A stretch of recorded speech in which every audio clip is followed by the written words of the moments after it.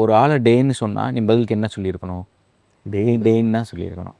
அதை விட்டுட்டு கூட்டிகிட்டு போய் அடித்து ஆளை கொள்ளுவியா அப்படின்னா, இப்போ டேன்னு யார் சொன்னால் உங்களுக்கு கோவம் வரும்?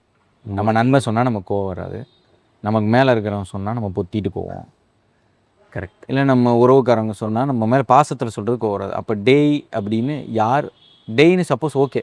இப்போ நான் ஒருத்தன் டேன்னு நம்மளை ஒரு எளிய மனிதராக இல்லை நம்மளோட சூழலில் இந்த கால்டு சொசைட்டியில் அப்ரஷனில் சந்திக்கக்கூடிய ஒரு ஆள் நம்மளை சொன்னால் கூட நமக்கு அது கோவம் வருதுன்னா பிரச்சனை நம்மது தான் நான் சொல்கிறேன்.